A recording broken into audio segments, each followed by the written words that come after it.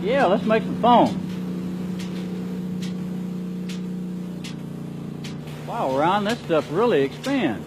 Yes, it does, Kent. This product is shot on at about 1,200 pounds of pressure and about 150 degrees heated to the gun, and the exothermic chemical reaction of the two products heats it up about another 40, 50 degrees. So about 200 degrees and 1,200 pounds of pressure, and it actually expands at a ratio of 1 to 120.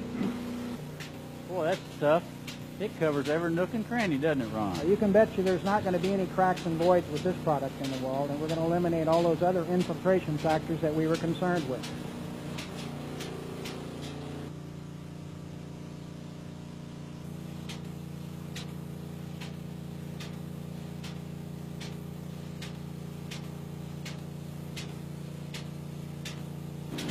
Ron, I noticed they're shooting every other panel. How come they're doing that?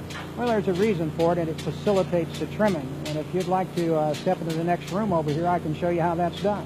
Okay, let's go. And this is the trimming process that I promised to show you, Kent. And as you can see, that's a special tool with a long saw blade on it. And what this does is affords us to cut the foam even with the faces of the studs so that the sheetrockers don't have any problem when they come in behind us. Right. Okay, then as you see the end of that saw sticking out on the left, if that panel adjacent to it was filled with foam as well, it would tear the foam in the next panel. So what we actually do is shoot every other panel, come back and trim every other panel, and then come back behind and shoot the panels again.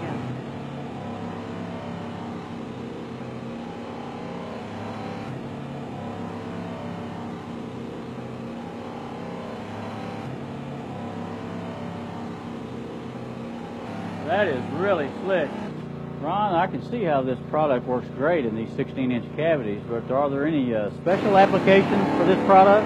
Well, we like to think all applications of Selection 500 are special, but you're absolutely correct, Kent. There are many specific areas in a house under new construction that just cannot be addressed properly and insulated properly with other insulations. Let's go look at some of those. Okay, let's go. Kent, this is the first of those special areas that we were talking about with a home, and it's what we call a subfloor. And we see a lot of this today. You know, the architects are trying to use every square foot of the home that they can possibly use. Absolutely have to. You know, and we see a lot of what they call bonus rooms out over the garage. Right. And that's what we're looking at, is the floor or the subfloor of a bonus room. And with traditional types of insulation, fiberglass, cellulose, that type of thing, due to gravity, you know, those products are going to fall away inside, and you're not going to get any insulation. Yeah. And I'm sure you've had a lot of homeowners that have complained to you over the years that, you know, this one room, they just can't keep cool, and that's usually that bonus room that has this subfloor. But as you can see, our product welds itself to that subfloor, seals it, it's never going to shrink, it's never going to sag, and what you end up with is a bonus room that's just as comfortable as any other room in the house. Boy, that's tremendous. It makes that over garage space very functional. Absolutely functional. All right, Ken, here we are looking at another area that requires special attention, and this is the truss ends, and that's the end of the trusses between the top stud plate on the first floor and the bottom plate of the second floor. Right. These are just typical problems of air leakage in a home. If I were to ask you one more time, how would you insulate that with traditional insulation such as fiberglass? What would your comment be? Oh, not very easy. In fact, you got less than 16-inch width up there, and they just have to stuff it up in there as best they can. Okay, so it's another cut and paste and patch job. Do you agree? Absolutely. What would you do about a vapor barrier on that interior wall up between those truss ends? You can't get a vapor barrier up in there. It just can't happen, can No. it? Oh, one more time I got to say to you, Kent, watch Selection 500 go to work. Any doubt in your mind that those truss ends are closed? I think they're fairly well sealed. Think we're going to have any air leakage up there? I don't think there'll be much air getting through that particular cavity, which is good. Well, that is fantastic. Even in between those small gaps in the trusses there, he fills those up. You ready to look at another special area? You betcha. It's great. Okay, Kent, this is another one of those special areas that we've talked about insulating with foam. We're looking at a typical kitchen wall, exterior wall, and we have plumbing and water supply piping and wires and electrical outlets and all sorts of penetrations in that wall. If I were to ask you to insulate that wall with fiberglass or one of the other typical insulations that are around, how would you go about it? What would you do? Well, it'd be a cut and paste job around all that piping and electrical boxes in there. Okay, cut and paste, and the fiberglass, as an example, ended up being compressed. And what happens to the R value when you compress fiberglass? It goes to almost zip. Okay, so we've got minimal insulation with traditional insulation techniques. That's correct. Watch this.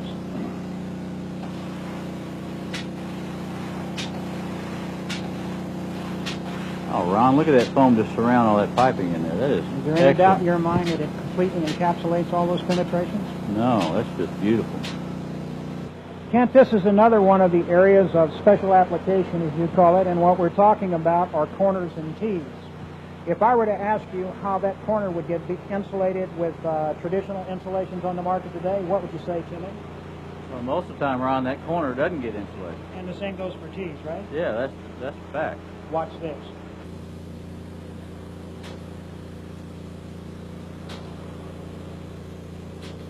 That's unbelievable. Another area we're looking at here, Kent, that just really can't be addressed by other insulations are vaulted ceilings and cathedral ceilings that we see in many, many of the homes today. Again, those architects have gone nuts and trying to make them look pretty. If I were to ask you to insulate this area with a traditional insulation, fiberglass, and that type of thing, what's going to happen with time? Well, it's going to be nailed up there and then sag down and almost go to nothing over time. Another thing we like to address is air conditioning duct leakage.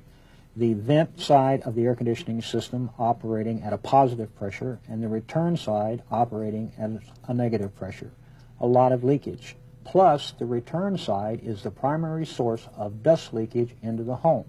Well, Dave and Ron, this product is just truly impressive. I'm just tremendously impressed, but as a builder, I got to ask you, what's the bottom line to this product? Kent, the bottom line is pretty simple. Our comprehensive program of caulking, sealing, and insulating a home with Selection 500 is going to give you about as comfortable a home as money can buy. Your home's going to be quiet, your home's going to be dust-free, and your home's going to be draft-free.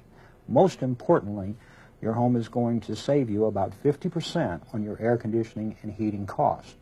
Combine that with the elimination of any kind of an exterior wrap, the elimination in most parts of the country vapor barriers, and the downsizing of tonnage required to air condition the home. So there's substantial cost benefits on other products that we put in a home that will come back to us to help pay for the cost of the Selection 500. The energy savings over the life of a 30-year mortgage is in the tens of thousands of dollars. Well, that's impressive, and I know our consumers will love those savings that they'll get off their utility bills. Well, Dave, I really appreciate you introducing me to this product. It's a tremendous product. And Ron, I am building my own personal home now, and I can guarantee you that Selection 500 will go in there and be the insulating product for me and my family to use, and hopefully several others. Makes my day worthwhile. Thank you. Thank you.